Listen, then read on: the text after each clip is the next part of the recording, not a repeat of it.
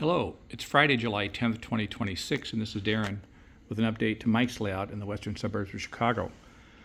So this week was a week of panels. Spent a lot of time building additional panels to aid in the operations for the layout and for its operators who, up until this moment, had to punch in an accessory command into the DCC system to throw a turnout. So for example, in this case, you could hit select accessory 206, enter, and they would tell you if you should throw it forward or reverse.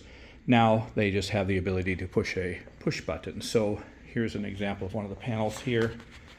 Basically, it's you have the opportunity to throw a double crossover, which is actually over our right-hand shoulder here, but you can throw that one with a push button. And then there's several other push buttons that can either throw one or multiple turnouts. For example, in the case of one of these two, if you push this button, it'll throw this turnout and this turnout.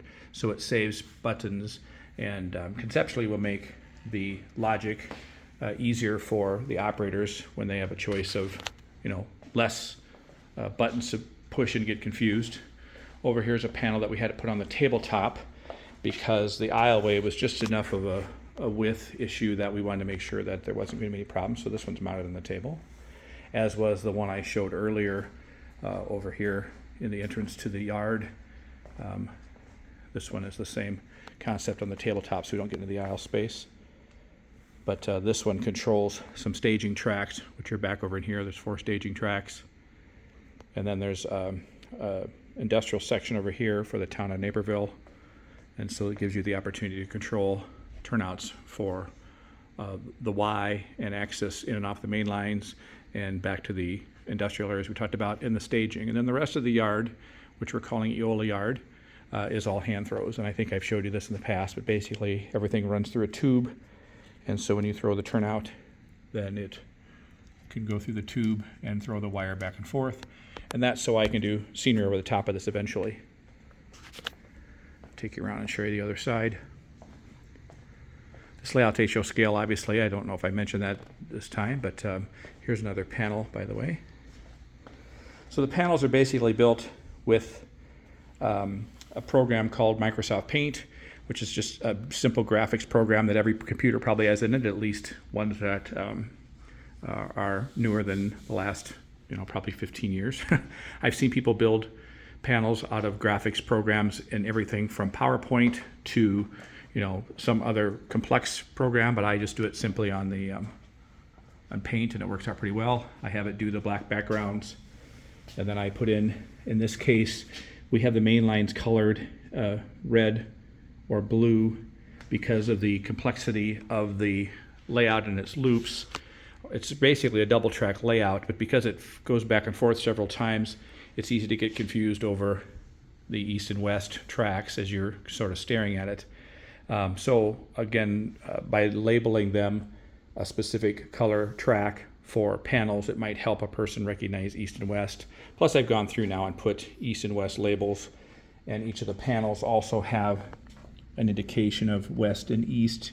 In this case, the main line comes up and kind of turns, and then this panel controls all of this section here, which represents North Aurora, Illinois. Again, these are not necessarily specific track arrangements for the location, but rather names that make sense to those in the Chicago region, and that way you kind of know which way is east and which way is west.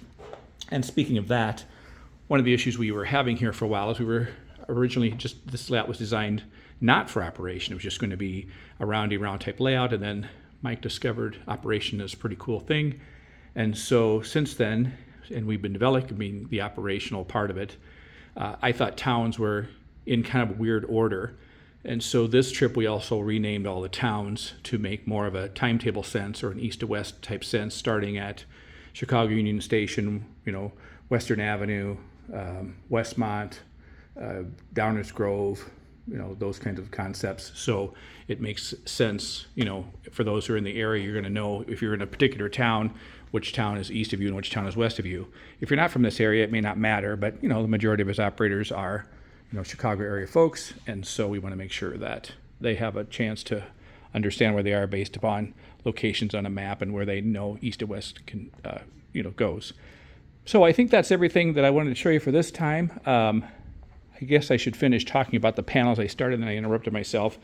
The panels then are designed on a on the power. Or I don't mean the PowerPoint. On the no, I can't come up with the word.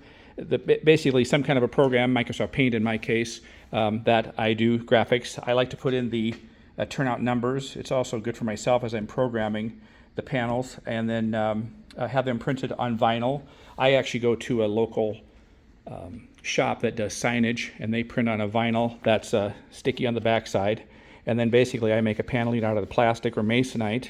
I spray the masonite white so it doesn't fade any of the colors. And then over the top of that, I spray it with a sticky glue, you know, like a contact glue that you can buy in a spray can at any kind of a store, art store, or, you know, big box stores or otherwise. And then drill out the holes and use push buttons. And then those push buttons each input into a device that's a North Coast Engineering device called a mini panel. And I program that mini panel so when it sees a specific input, the mini panel knows what to do as far as throwing turnouts or any other kind of activities that you would like a push button to do. It might be something in a museum display where you could push the button and the train, you know, turns on the headlight and runs forward, speed step, you know, 15 or, you know, whatever. But the DCC system sees the mini panels as a throttle. And so anything a throttle can do, a mini panel can do. So I know a lot of people who are using them to do some basic programming because you can tell it to program certain features even into a decoder. And so some of their standard settings, they use a mini panel for that. So that's where we are for now. A little bit longer today. Sorry about that. But off to the next adventure this afternoon. And we'll look forward to seeing you next time. Please subscribe if you haven't already. And we'll catch you some other location already. Bye-bye.